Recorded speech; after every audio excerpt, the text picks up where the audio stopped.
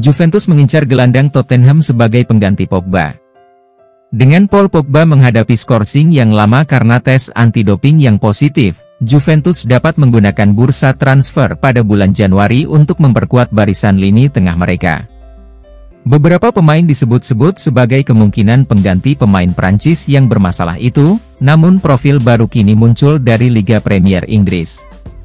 Menurut La Gazzetta dello Sport melalui Juventus News 24, Bianconeri sedang mengawasi pemain internasional Denmark, Pierre-Emile Højbjerg. Pemain berusia 28 tahun itu telah menjadi pendukung Tottenham Hotspur dalam beberapa tahun terakhir. Namun, kedatangan manajer baru Ange Postecoglou membuatnya kehilangan tempat sebagai starter. Pelatih asal Australia itu saat ini lebih mengunggulkan Jes Bissouma dan Pape Sarr di double pivot. Pemain asal Denmark ini sejauh ini telah mencatatkan 5 penampilan di Premier League musim ini, namun semuanya tampil dari bangku cadangan. Satu-satunya permulaannya musim ini adalah di Piala Carabao. Højbjerg merupakan produk pemuda Bayern Munich yang membuat terobosan besar setelah bergabung dengan Southampton pada tahun 2016. Højbjerg merupakan produk pemuda Bayern Munich yang membuat terobosan besar setelah bergabung dengan Southampton pada tahun 2016. Dia telah bermain dengan Spurs sejak tahun 2020. Namun, situasinya saat ini di klub bisa membuat dia keluar lebih cepat. Kontrak sang gelandang bersama Tottenham berlangsung hingga 2025. Jadi, meskipun dia jelas merupakan pilihan yang menarik bagi Juventus, kita akan melihat apakah raksasa Italia itu memiliki keinginan dan kapasitas untuk melancarkan serangan gencar di pertengahan musim. Sandro akan bergabung dengan Saudi Pro League ketika kontraknya habis. Setelah 9 tahun mengabdi, Alex Sandro kemungkinan besar akan meninggalkan Juventus dengan status bebas transfer di akhir musim.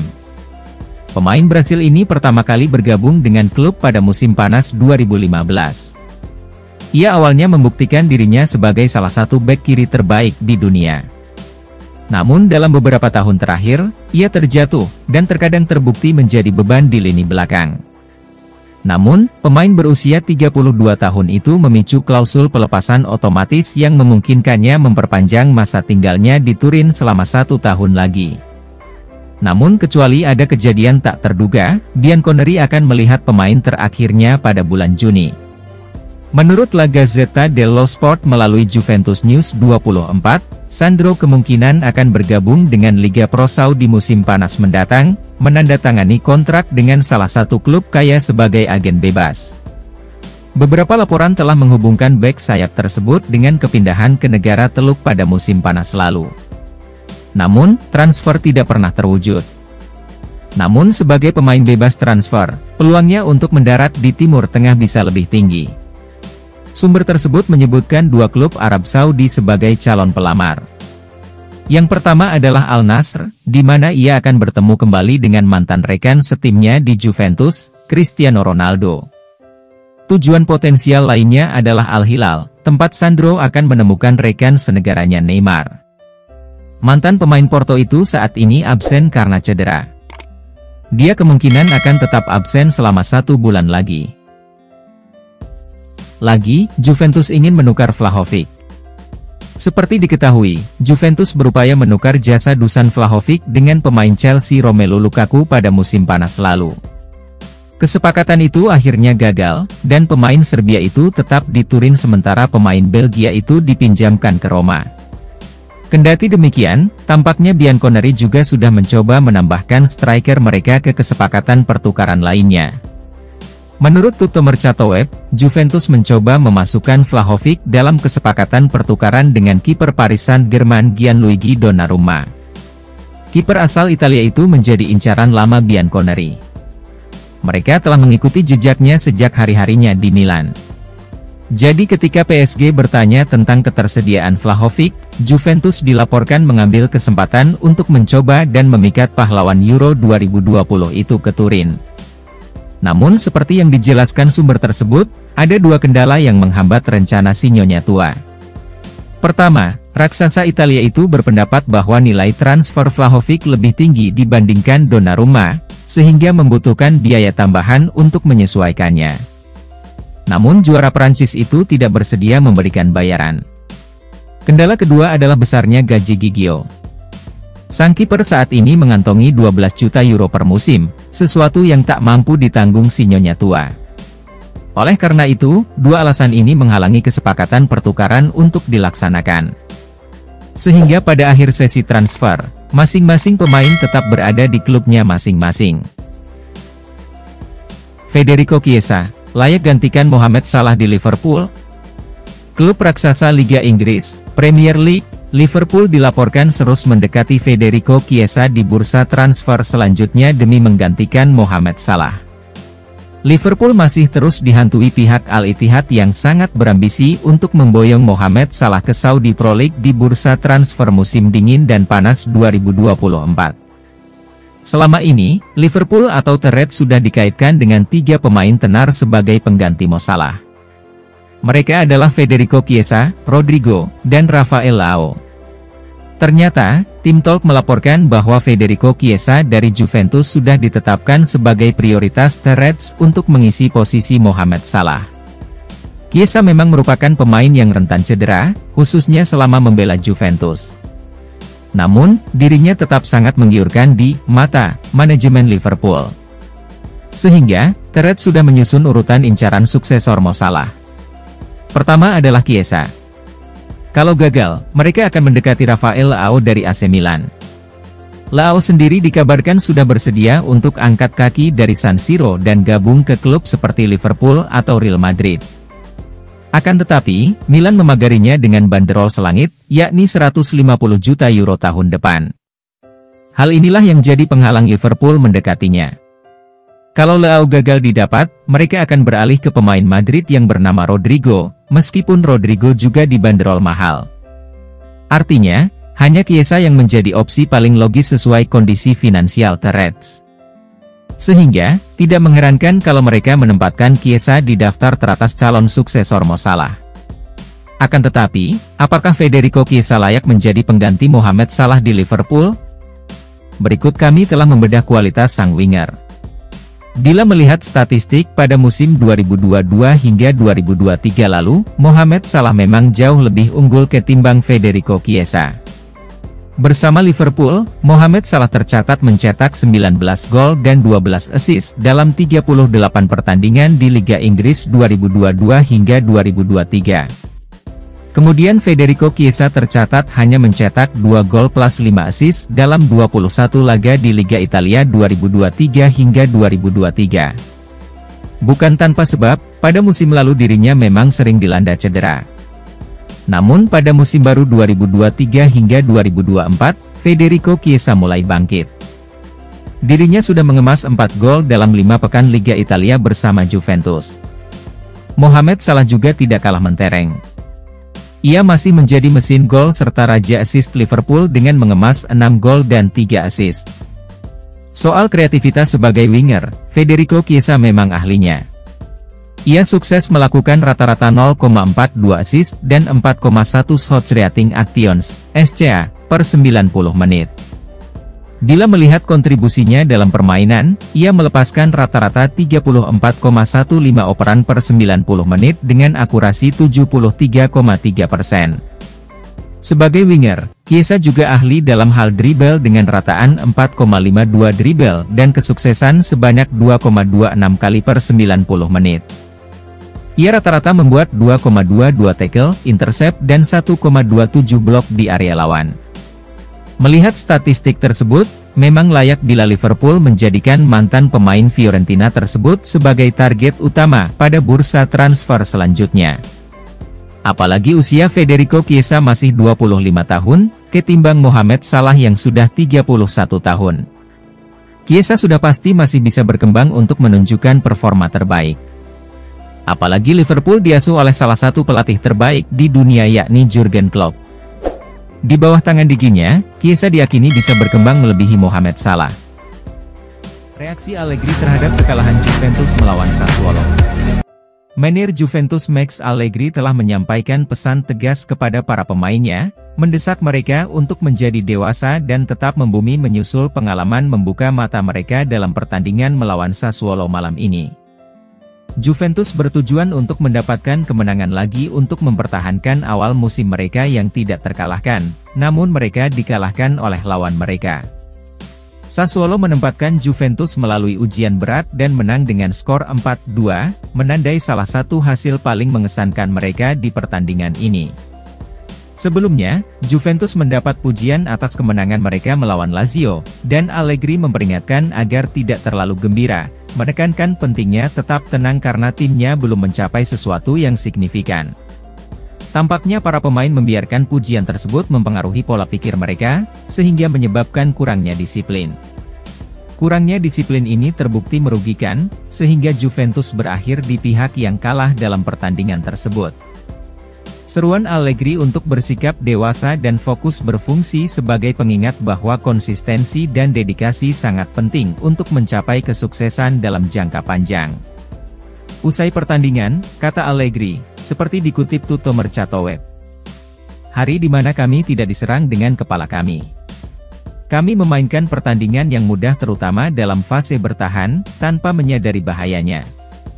Kami kebobolan gol pada tembakan pertama, namun persepsi sebelum itu adalah bahwa kepala kami sedikit terangkat. Ini adalah pertandingan yang harus mengajarkan kita, sebelumnya kita bukanlah fenomena tetapi sekarang kita bukan sampah. Kami harus berkembang dan kami harus bekerja untuk tetap terikat pada pertandingan selama 95 menit penuh. Kekalahan dari Sassuolo seharusnya membuka mata kami dan para pemain sekarang akan mengerti mengapa Allegri mendesak mereka untuk tenang dan tetap fokus pada pekerjaan mereka. Gol bunuh diri Federico Chiesa. Hasil Liga Italia, Serie A, 2023-2024 Sassuolo versus Juventus, Sabtu, 23 September 2023, berakhir dengan skor 4-2 untuk kemenangan tuan rumah.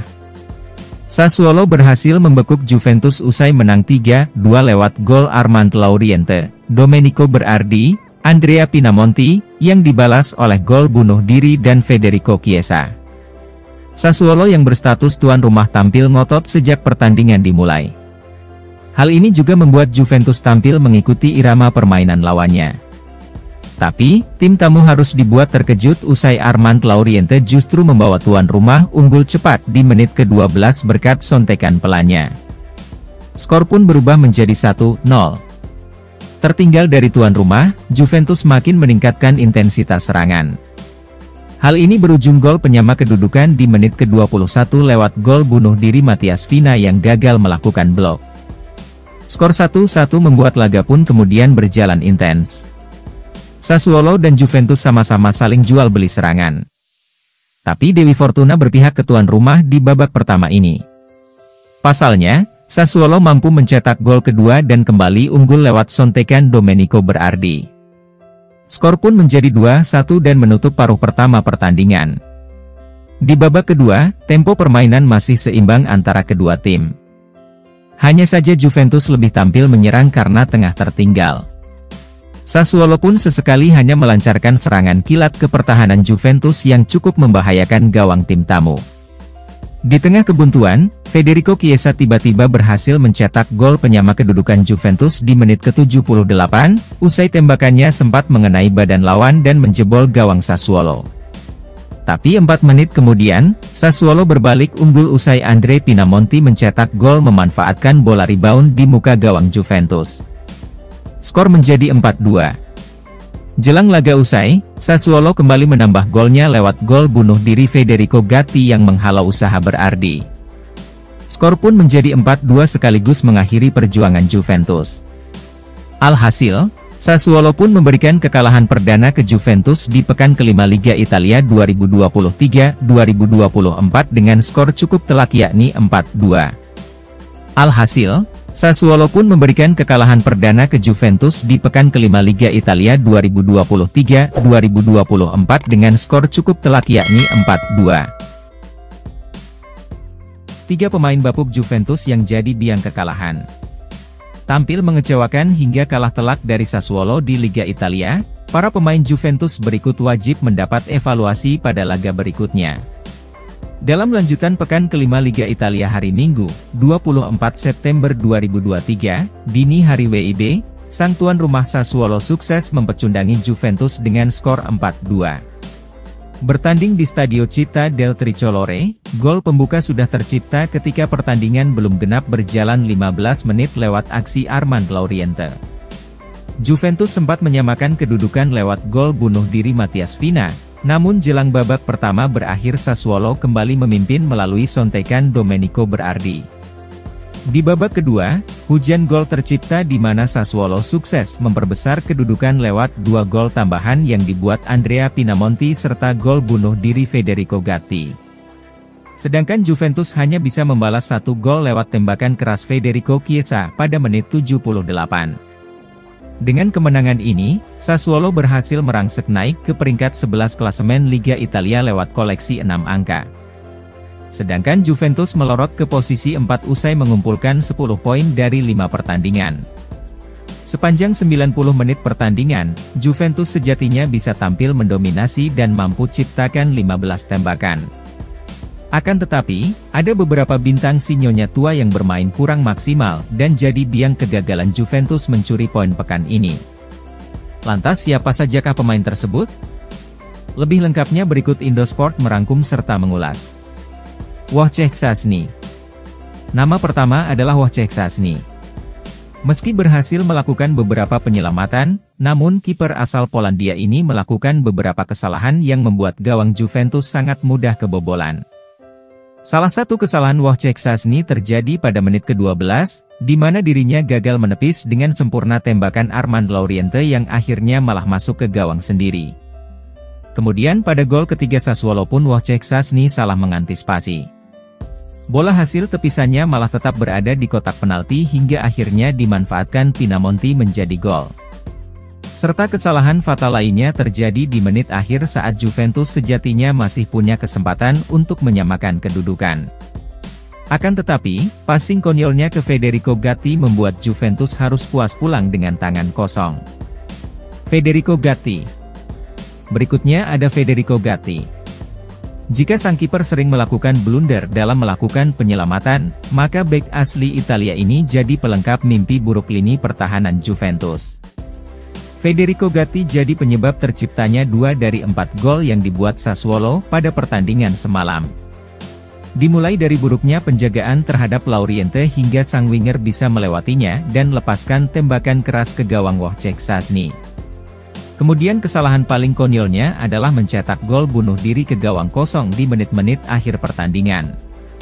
Berawal dari passing yang diberikan Wojciech Szczęsny, mantan penggawa Frosinone tersebut tak bisa keluar dari pressing pemain Sassuolo dan tanpa sadar malah melakukan back pass ke arah gawang yang sedang kosong. Dusan Vlahovic. Terakhir adalah Dusan Vlahovic.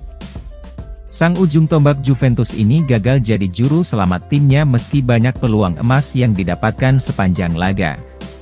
Total selama 90 menit di lapangan, Dusan Vlahovic mampu lepaskan 3 tembakan dan apesnya tak satu pun dari upaya tersebut yang mengarah tepat ke sasaran. Bahkan ada satu momen di mana Dusan Vlahovic tinggal berhadapan dengan penjaga gawang lawan, namun bola sepakannya malah gagal menembus gawang tuan rumah. Efek kesalahan Gatti. Banyak episode negatif yang dinilai Gatti setelah penampilan mengejutkan melawan Sassuolo. Federico Gatti mengalami malam yang terlupakan saat Juventus kalah 4-2 melawan Sassuolo di Serie A malam ini. Sepanjang pekan ini, Gatti sudah sadar bahwa dirinya akan berpeluang menggantikan Juventus akibat cedera yang dialami Alessandro. Dia adalah salah satu pemain yang dipercaya oleh Max Allegri, dan sang manajer mengharapkan Gatti membalas kepercayaan tersebut selama pertandingan. Sayangnya, bek tengah tersebut kesulitan mengimbangi kecepatan pemain Sassuolo dan melakukan beberapa kesalahan. Untuk mengakhiri penampilan buruknya, Gatti secara tidak sengaja mencetak salah satu gol bunuh diri paling aneh yang pernah ada, yang pada akhirnya membantu Sassuolo mengamankan kemenangan mereka atas Juventus. Setelah pertandingan, Tuto Mercatoweb memberinya nilai 4/10 dan menulis, "Dia tidak menyerang Lauriente saat skor 1-0, tapi sejujurnya itu adalah hal yang ringan dan bisa dimaafkan dibandingkan dengan apa yang terjadi setelahnya. Gol indah berarti berasal dari umpan yang tidak tepat darinya, dalam pertandingan di mana ia menjadi protagonis dalam banyak episode negatif. Pemadaman terakhir benar-benar sensasional, dengan umpan balik ke siapapun yang bernilai 4-2 di final. Gatti tampil buruk pada pertandingan itu dan penampilan seperti itulah yang akan memaksa Juventus untuk merekrut bek tengah lainnya secepatnya pada bulan Januari. Sang bek akan mengetahui bahwa ia telah menolak kesempatan lain untuk menjadi pemain reguler dan berharap kesempatan lain segera hadir. Mengapa Juventus yakin mereka akan mengalahkan Ronaldo di pengadilan? Cristiano Ronaldo telah memulai proses hukum terhadap Juventus dalam upaya untuk mendapatkan kembali 19 juta euro yang dia yakini klub berhutang padanya dalam bentuk gaji yang ditangguhkan. Situasi ini muncul ketika penyerang Portugal itu, seperti banyak rekan pemainnya di klub, diminta untuk menunda sebagian gajinya karena kesulitan keuangan akibat pandemi COVID-19. Penting untuk ditekankan bahwa Juventus telah melunasi semua pembayaran gaji yang ditangguhkan kepada pemain yang menyetujui penangguhan tersebut, dan klub menghadapi dampak buruk karena melakukan pembayaran ini tanpa pengungkapan yang tepat pada musim sebelumnya.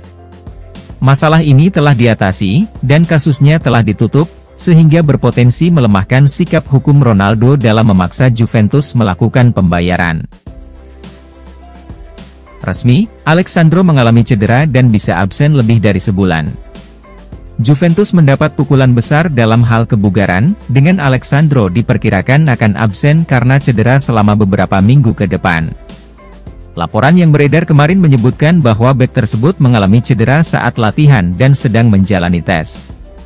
Setelah dilakukan tes, diketahui ia menderita cedera hamstring tingkat sedang. Cedera ini memerlukan waktu untuk pulih, dan klub telah mengonfirmasi bahwa dia sudah mulai menuju pemulihan.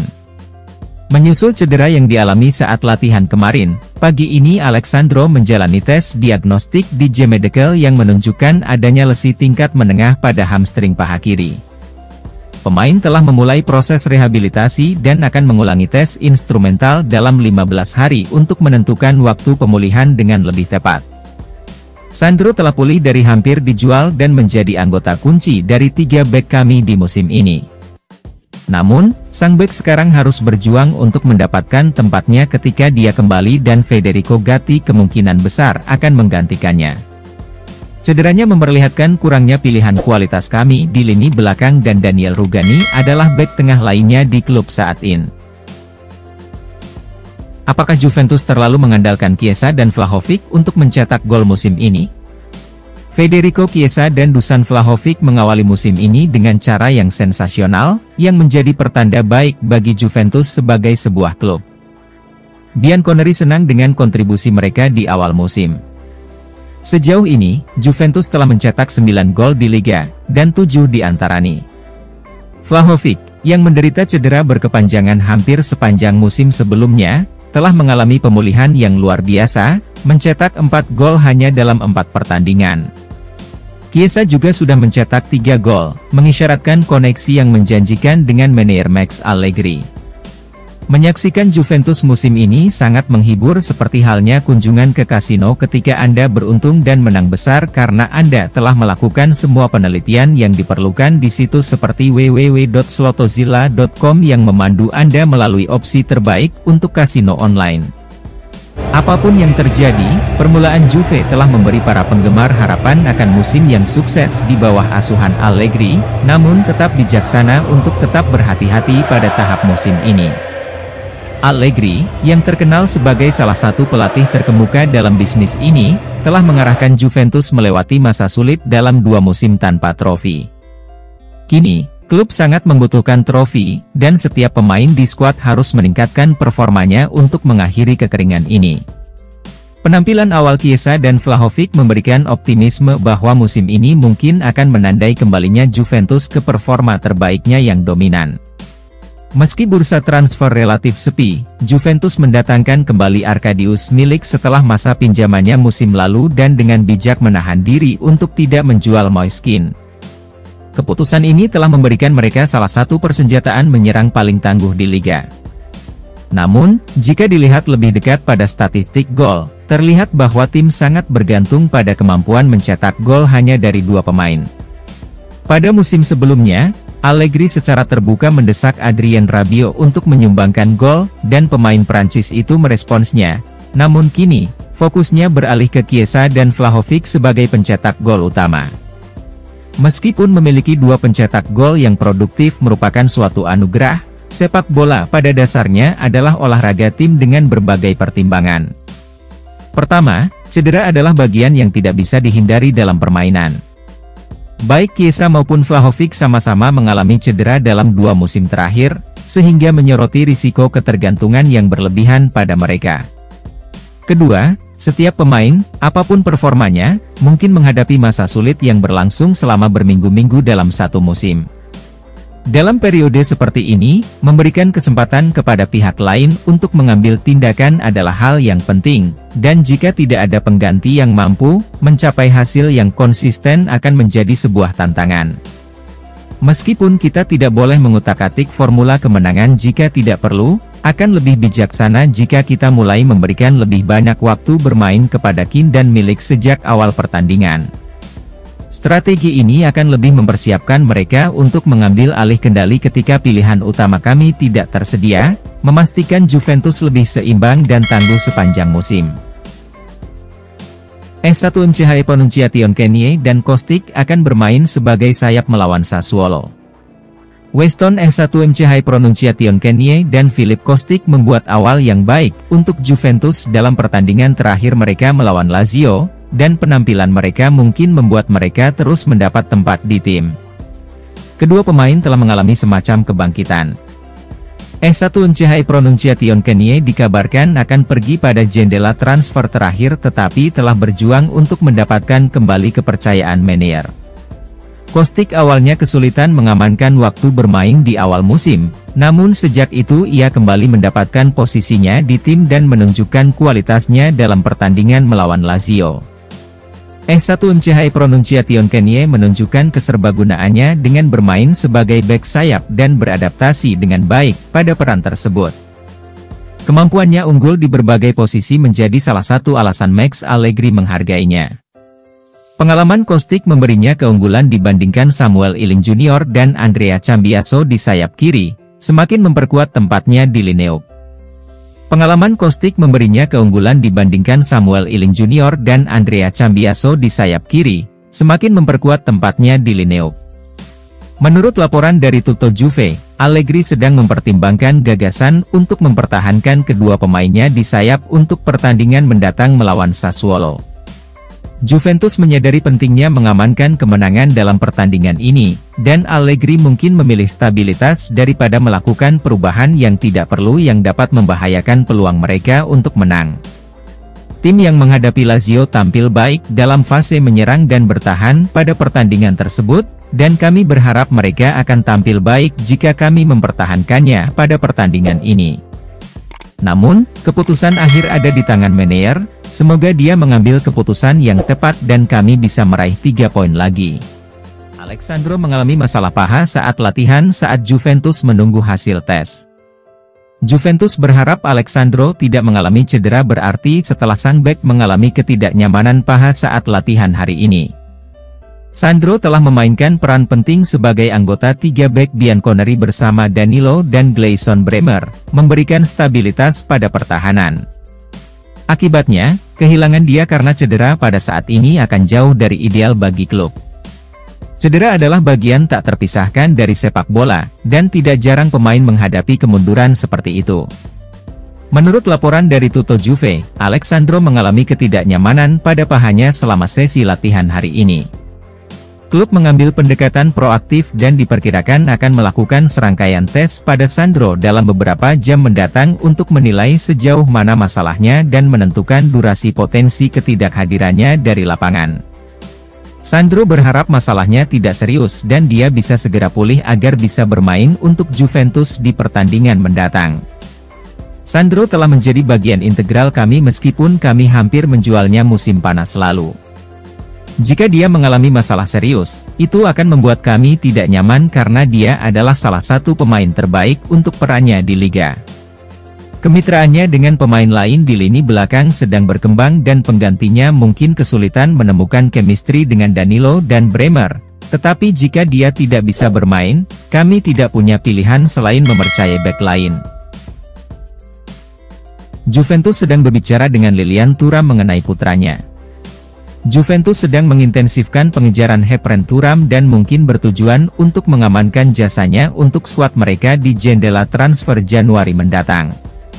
Pemain muda berbakat ini telah masuk radar Juventus sejak musim lalu, dan meskipun mereka tidak dapat mengontraknya pada bursa transfer sebelumnya, klub belum menyerah pada prospek untuk menambahkannya ke dalam daftar pemain mereka.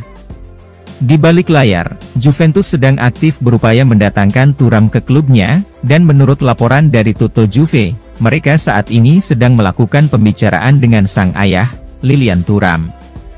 Lilian, yang sukses bersama si nyonya tua selama karir bermainnya, mungkin berperan dalam mempengaruhi keputusan putranya untuk memilih Juventus. Setelah berdiskusi dengan Thuram, Juventus kemungkinan akan menegosiasikan kesepakatan dengan klub Khéphren saat ini, Nice, mengenai potensi transfer. Klub tampaknya bertekad untuk mengamankan tanda tangan gelandang muda tersebut dan menambahkannya ke skuad mereka dalam waktu dekat. Thuram adalah salah satu gelandang muda yang masuk radar kami dan sepertinya cocok dengan profil tipe pemain yang ingin didatangkan Cristiano Giuntoli. Dia tampil baik di Nice sejauh ini dan menjadi pemain reguler di klub Prancis tersebut, jadi dia akan siap tampil baik untuk kami jika kami berhasil hengkang. Tapi itu akan memakan biaya yang besar dan kami mungkin hanya akan mengambil langkah ini jika kami kehilangan Paul Pogba karena larangan bermain yang lama. Kemitraan Chiesa dan Vlahovic termasuk di antara tiga besar liga top Eropa. Federico Chiesa dan Dusan Vlahovic telah menjalin kemitraan menyerang yang mengesankan di Juventus saat mereka memulai musim ini. Kedua pemain ini berperan sebagai kekuatan penyerang utama dalam formasi 3-5-2 Max Allegri dan secara konsisten mencetak gol. Awal musim yang baik mereka menyulut harapan para pendukung Juventus yang kini berani memimpikan gelar juara Liga tahun ini.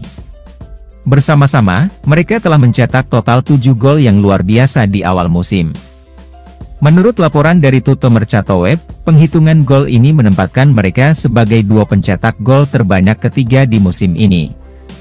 Hanya pasangan Julian Alvarez dan Erling Haaland dari Manchester City, serta Kylian Mbappe dan Marco Asensio dari PSG, yang berhasil mengungguli dua penyerang dinamis Juventus, dengan kedua-dua ini masing-masing mencetak 9 gol gabungan. Chiesa dan Vlahovic terbukti menjadi pemain yang dapat membawa kami meraih gelar Liga musim ini dan kami yakin mereka akan menyelesaikan tugasnya. Namun, Moiskin dan Arkadiusz Milik harus siap dengan peluangnya. Jika tidak, kami akan kesulitan mendapatkan gol jika salah satu pilihan pertama dirugikan. Untuk saat ini, kami harus menikmati kombinasi keduanya dan berharap mereka terus mencetak gol secara konsisten. Moiskin harus absen lama di timnas Italia karena terbatasnya waktu bermain di Juventus. Striker yang pernah menjadi tokoh kunci bagi negaranya ini kini mengalami penurunan peran di Juventus, di mana ia kini berada di belakang Federico Chiesa dan Dusan Vlahovic dalam urutan prioritas. Lanjutkan menonton. Kemitraan antara Chiesa dan Vlahovic di Allianz Stadium membuahkan hasil bagi Juventus, menyisakan sedikit ruang bagi Kean untuk mendapatkan waktu bermain reguler. Untuk mendapatkan kembali tempatnya di tim nasional Italia, Kean telah diberikan bimbingan dan nasihat sambil terus melatih permainannya. Luciano Spalletti, manajer tim nasional Italia, telah memantau dengan cermat sesi latihan Juventus, menawarkan kesempatan kepada Kean untuk menunjukkan kemampuannya dan mendapatkan tempat kembali di skuad. Pundit Niccolò Ceccarini mengatakan, seperti dikutip oleh Tutto Mercato Web, jika Kean tampil baik bersama Juventus, jelas dia juga akan dipertimbangkan dalam perspektif nasional. Spalletti perlu mempertimbangkan seluruh basis pemain Italia. Kean adalah pemain yang berharga, namun ia kurang memiliki kontinuitas. Kean kesulitan dalam beberapa musim terakhir dan dia tahu dia harus berbuat lebih baik, agar mendapat kesempatan bermain untuk tim senior Italia. Beberapa striker top di Serie A bisa menggantikannya di tim nasional, jadi dia mungkin harus meninggalkan Juventus ke klub di mana dia bisa bermain lebih sering. Giuntoli ingin bersatu kembali dengan bintang Napoli di Juventus.